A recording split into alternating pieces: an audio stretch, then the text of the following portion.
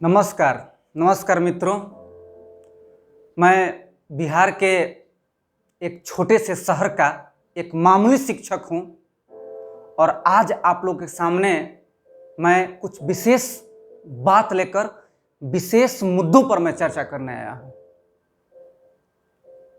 आज social media पर बेरोजगारी की बात बहुत धड़ल्ले से चल रही है। हर जगह इसका विरोध हो रहा है। हर जगह आजकल रोजगार की मांग हो रही है। सोशल मीडिया पे छात्र, शिक्षक सभी लोग वीडियो बना रहे हैं, वीडियो के माध्यम से संदेश दे रहे हैं कि रोजगार चाहिए, नौकरी चाहिए, एग्जाम करवाइए। उसी मुद्दे पर मैं भी कुछ कहने आया हूं, क्योंकि मुझे भी संविधान के अनुच्छेद 19 से बोलने का अधिकार मिला है। मैं भी कुछ बोल सकता हूं इस विषय पर, और क्यों नहीं बोलूंगा। मैं बहुत छोटा शिक्षक हूं, लेकिन मैंने पढ़ा है संस्कृत में कि जल बिंदु निपातेन क्रमशः पूरिते घट। जल के बूंद बूंद से तालाब भरता है। आज मैं आपको छात्रों की व्यथा बताता हूं कि जो छात्र तैयारी करता है उसकी व्यथा क्या होती है, उसका दर्द क्या होता है, उसकी तकलीफ क्या होती है। मैंने देखा है जब एक गरीब घर का लड़का जाता है बाहर तैयारी करने, एक रूम में 4-4 लोग रहते हैं। इतना वो गरीब होता है, रात रात भर सोता नहीं है, पढ़ाई करता है, अपने सपनों में खोया रहता है। उसको उम्मीद होता है कि एक दिन उसको नौकरी मिलेगी, रोजगार मिलेगा।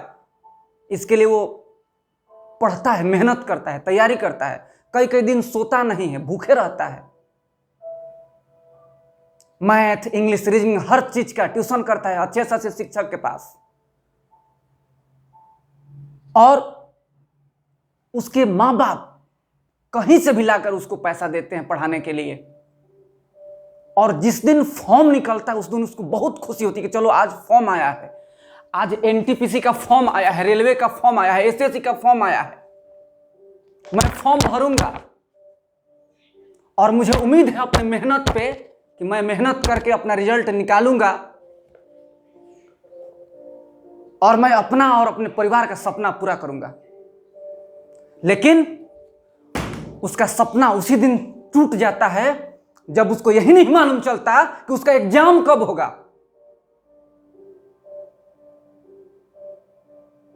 तड़पता रहता है, बैठ करके रोता रहता है। उसका आंसू पोंछने वाला कोई नहीं है, उसका दर्द समझने वाला कोई नहीं है।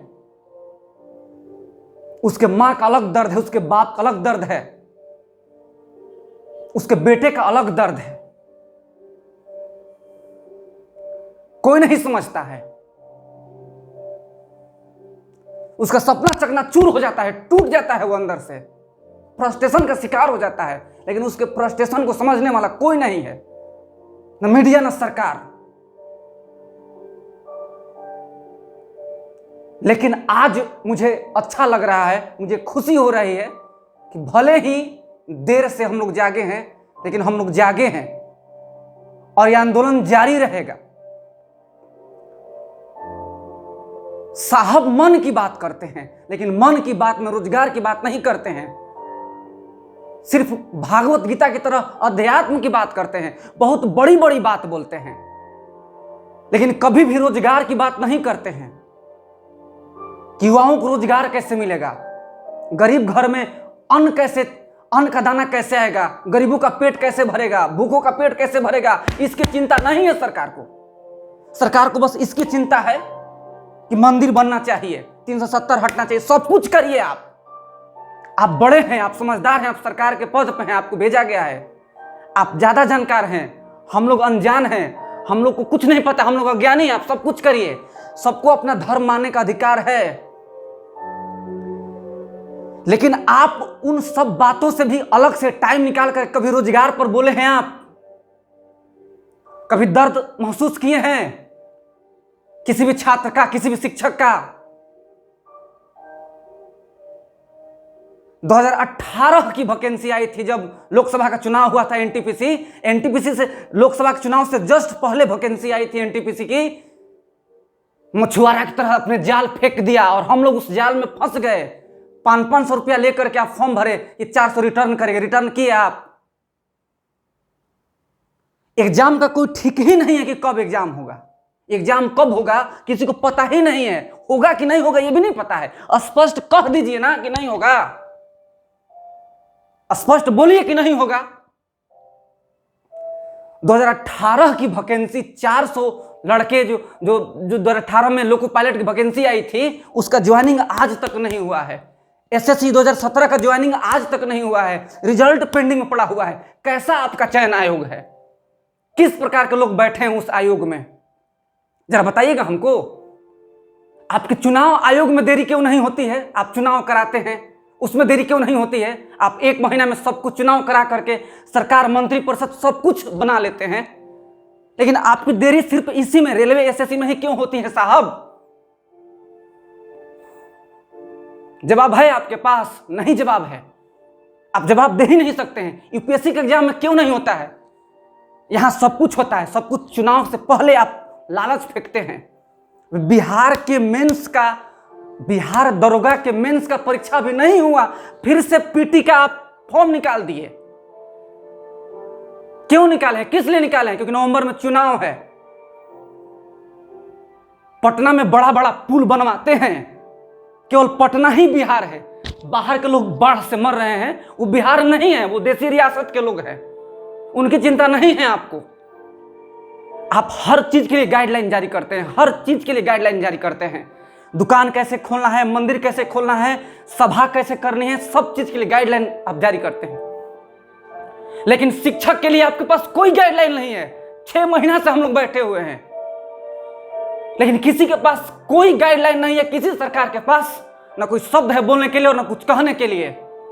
सीधे अनाउंसमेंट कर देते हैं कि 30 तारीख तक ये चीज बंद रहेगा, लॉकडाउन लगाए हैं।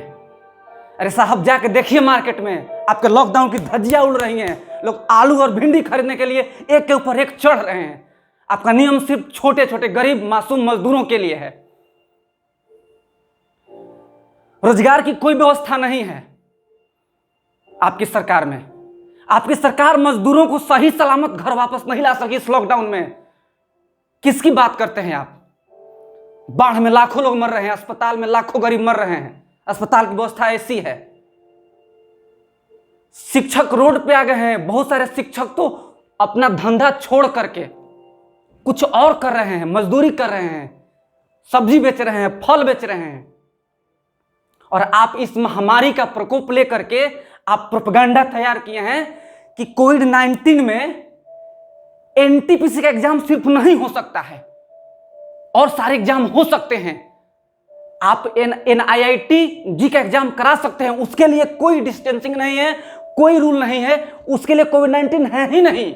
हमने देखा बीएड के एग्जाम में सोशल डिस्टेंसिंग की धज्जियां उड़ गई थी। तो आप अपने हिसाब से करते हैं। हम चुप रहे, हम शिक्षक हैं, हम चुप रहे, हम अपना दर्द सह लिए, हमें ऐतराज नहीं था, हम 6 महीने घर में बैठ गए। लेकिन जब हमारे बच्चों पर आंच आएगी तो हम चुप नहीं रहेंगे, हम आवाज उठाएंगे और हम बोलेंगे। और बहुत बड़ा आंदोलन भी होगा अगर आपने सही समय पर ध्यान नहीं दिया। और सिर्फ एक एग्जाम की बात नहीं है, आप कोई भी एग्जाम कराइए, उसके लिए आप ऐसा आयोग बनाइए कि अगर आयोग समय पर एग्जाम नहीं कराता है आप उस पर फाइन लगाइए। सरकार आपकी है, सब कुछ आपका है, सब कुछ आपके हाथ में है। आप स्पष्ट बोल दीजिए कि 2 साल के बाद एग्जाम होगा, हम 2 साल का वेट करेंगे, हमें कोई दिक्कत नहीं है। लेकिन हमें सपना तो मत दिखाइए, सपना तो मत तोड़िए हमारे बच्चों का।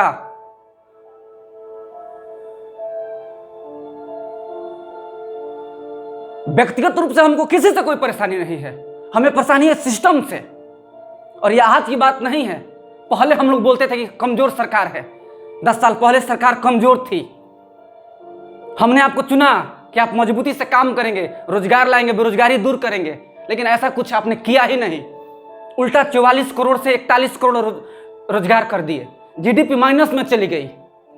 सिर्फ अपना रेवेन्यू बढ़ा रहे हैं आप, सिर्फ अपना इनकम टैक्स भर रहे हैं, अपना इनकम टैक्स से अपना कोषागार भर रहे हैं। तो हमारे बारे में कौन सोचेगा? आप कुछ भी करिए, आप आजाद हैं, आप सरकार है, सब कुछ आप हैं, आपके पास सबकी शक्ति है, आपको किसी ने रोका टोका नहीं है कि आप ये काम मत करिए। आपने सब कुछ प्राइवेट कर रहे हैं, तो फिर पार्लियामेंट को भी प्राइवेट कर दीजिए, मंत्री को भी प्राइवेट कर दीजिए। कोविड-19 में किसी मंत्री का लड़का, कोई मंत्री बाहर अस्पताल के बाहर नहीं तड़पा है, गरीब मजदूर तड़पे हैं, कोई मंत्री का लड़का नहीं आया है पैदल अदर राज्यों से। लोग भूखे सीमेंट के टंकी में लोग बैठ करके आए हैं, तड़प तड़प करके। सोचिए आपकी सरकार में कितनी धज्जियां उड़ गई आपकी सरकार की। और बात करते हैं आप साहब, और ये मीडिया वाले भी वही हैं, सरकार के चमचे। लेकिन दोष उनका नहीं है, दोष हमारा है, क्योंकि हमको पता है कि हम दूरदर्शन नहीं देखेंगे। हम जानते हैं कि दूरदर्शन में वही चीज दिखाया जाएगा जो हमको पसंद नहीं है, हमको वही चीज दिखाया जाता है जो हमको अच्छा लगता है। ये हमारी कमी है। मीडिया को हमने बढ़ाया है। हमको रिया चक्रवर्ती क्या कर रही है हमको ये देखना है, अमिताभ बच्चन कब नहाएंगे हमको ये देखना है, हमको इसी में आनंद आता है, तो हमको दिखाती है। और जो लोग शिक्षा पर बात करते हैं, जो मीडिया शिक्षा पर बात करती है, उसको हम लोग राष्ट्रद्रोही मान लेते हैं। वो राष्ट्रद्रोह का बात कर रहा है। आज कुछ चैनल वाले शिक्षकों के वीडियो को दिखा रहे हैं अपने चैनल पे, उम्मीद की किरण जगी है। लेकिन ये जो सोशल है, ये जो सोशल उम्मीद है, ये सोशल में ही बंद के रह जाएगा, क्योंकि इसका कोई डाटा नहीं है कि कितने लोग इसका विरोध किए, कितने लोग इसके समर्थन में आए। इसका कोई डाटा नहीं है। सिर्फ लाइक डिसलाइक करने से कुछ नहीं होगा, सिस्टम नहीं बदलेगा। अगर हम लोग एनटीपीसी एग्जाम करवा भी लेंगे तो क्या आने वाले समय में सारा सिस्टम सही हो जाएगा? बिल्कुल नहीं होगा, कुछ नहीं होने वाला है। यहां तो पेपर ही आउट हो जाता है, डायरेक्ट लोग टॉप कर जाते हैं बिहार में। यह समस्या है हमारी, और हम अपना दर्द किसी से कह भी नहीं सकते हैं। हम अपना दर्द किसी से नहीं कह सकते हैं। स्टूडेंट का दर्द कोई समझता ही नहीं है कि उसको कैसा दर्द है। उसकी बात को नहीं दिखाया जाएगा, उसकी बात को प्रस्तुत ही नहीं किया जाएगा किसी भी सदन में, न लोकसभा में, न राज्यसभा में, न विधानसभा में, न विधानसभा, कहीं प्रस्तुत ही नहीं किया जाएगा। जब मुद्दा उठता है तो जल्दी जल्दी लिपापोती की जाती है कि जल्दी से कुछ किया जाए। सब कुछ चुनावी है, सब कुछ सरकार की। ये सरकार, ये राजनीति इतनी गंदी हो चुकी है, मैंने आज तक कभी भी सोशल मीडिया पर आकर के, सोशल प्लेटफॉर्म पे आकर के कुछ नहीं बोला आज तक। लेकिन आज मुझे मजबूरी में बोलना पड़ा है कि मेरे भाई, मेरे शिक्षक भाई जो पूरे देश में अपने छात्रों के लिए खड़े हैं सीना तान करके, तो मैं भी उनका एक छोटा सा हिस्सा हूं, मैं भी उस फैमिली का एक छोटा सा हिस्सा हूं। और मैं अपने शरीर के मेरे शरीर में जब तक खून का एक एक कतरा रहेगा तब तक मैं सबसे पहले खड़ा रहूंगा। और ये बहुत बड़ा आंदोलन का रूप लेगा। आप देखते जाइए, आप सिस्टम मत सुधारिए। जनता है साहब, ये जनता है साहब। सरकार बनाना जानती है तो सरकार गिराना भी जानती है, क्योंकि हर 5 साल पे चुनाव होना है। क्योंकि उसका तो टाइम आप बदलेंगे नहीं ना कि 5 साल के बदले 10 साल में होगा। अब तो ऐसी स्थिति आ गई है कि मालूम ही नहीं चलता। तो ऐसा लगता है कि फॉर्म भरेंगे पिता, एग्जाम देंगे उसका पुत्र, कुछ पता ही नहीं चल रहा है। समय के बारे में कुछ मालूम ही नहीं चल रहा है कि कब एग्जाम होगा, किस चीज का। फॉर्म भरेंगे पिता, नौकरी मिलेगी पौत्र को। यानी आप 3 पीढ़ी का ख्याल रख रहे हैं साहब। कोविड-19 में जितना गरीब मजदूर, शिक्षक, सबको सताया गया, हम लोग चुप रहे। लेकिन अब चुप नहीं रहेंगे, क्योंकि अब ये हमारे छात्रों की बात आ गई है। और अपने छात्रों के लिए हम लोग एक एक खून का कतरा बहा देंगे। और मुझे गर्व महसूस हो रहा है कि सारे शिक्षक जहां हैं, जो हैं, जहां हैं, जैसे हैं, वीडियो के माध्यम से, फेसबुक के माध्यम से, ट्विटर के माध्यम से इस मुहिम में जुड़ रहे हैं। और हम लोग इस मुहिम को बहुत आगे बढ़ाना है, बहुत आगे तक ले जाना है इस मुहिम को। हम लोग इस मुहिम को खत्म नहीं कर सकते हैं, मुझे पता है। हम लोग इस मुहिम को खत्म करना ही नहीं चाहते हैं, ठीक है। मुझे इस प्रशासन का जो रवैया है चयन आयोग के प्रति, उसको बदलने की कोशिश में अपनी जी जान लगा देनी होगी।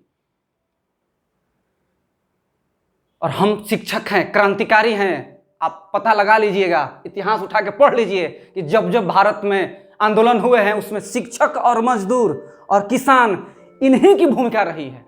तो आप इनके साथ खिलवाड़ मत करिए, बच्चों के साथ खिलवाड़ मत करिए। हमें 6 महीना और घर पे बैठा दीजिए, कोई दिक्कत नहीं है, लेकिन उनका एग्जाम करवाइए, उनका एग्जाम समय से करवाइए, उनको रोजगार दीजिए। लड़के आत्महत्या कर रहे हैं, सुसाइड कर रहे हैं, तड़प रहे हैं, दुख में जी रहे हैं, लेकिन आपको कुछ सोचना ही नहीं है, आपको सुनना ही नहीं है, आपको इस मुद्दे पर बात ही नहीं करना है, ना आपको ना आपकी मीडिया को। मीडिया तो एंजॉयमेंट कराती है हमारा, और उसका हम खुद दोषी हैं। हम लोग खुद उसके दोषी हैं। तो अब नहीं चलेगी। मैं सबसे आग्रह करता हूं, जो भी लोग इस वीडियो को देख रहे हैं, मैं सबसे आग्रह करता हूं कि आप जहां रहें, जैसे रहें, आप रोजगार की बात करें, बेरोजगारी का मुद्दा उठाएं, बेरोजगारी को दूर करने के लिए आप एक योगदान दें। इस वीडियो को अधिक से अधिक शेयर करें ताकि सबसे पहुंचे। और आपके पास जैसे है, आप फेसबुक से, ट्विटर से, व्हाट्सएप से, ग्रुप से, हर तरफ से आप अपना सहयोग दें।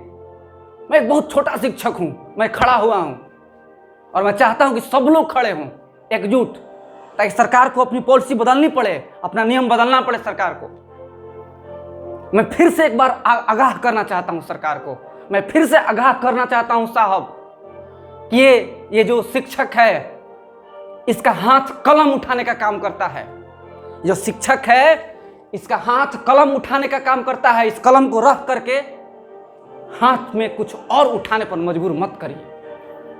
कलम को कलम तक ही रहने दीजिए, नहीं तो क्रांति हो जाएगी, बहुत बड़ा आंदोलन होगा, आप रोक नहीं पाएंगे। कोविड-19 के प्रकोप हटने के बाद बहुत बड़ा आंदोलन हो पाएगा। आप रोकना आपके बस की बात नहीं होता है। जल्द से जल्द एग्जाम करवाइए, जल्द से जल्द एग्जाम करवाइए, अपने सिस्टम को सुधारिए। आप सबसे पैसा ले लिए हैं, अब आपको मिल ही नहीं रहा है, अब आपको एजेंसी ही नहीं मिल रही है, लेकिन और एग्जाम हो रहे हैं। जी के एग्जाम हो रहे हैं, नेट के एग्जाम हो रहे हैं, बीएड एंट्रेंस एग्जाम हुआ है यूपी में, लेकिन आपको सिर्फ रेलवे के एग्जाम के लिए आपको एजेंसी नहीं मिल रही है। और आप एसएससी का रिजल्ट रोक के रखे हैं, जिसका एग्जाम हुआ है उसका अभी तक ज्वाइनिंग नहीं कराया है। इन सारी मुद्दों पर आप विचार करें और हमें मजबूर मत करें कि हम लोग अपना प्रोफेशन छोड़ करके कुछ और काम करें। धन्यवाद।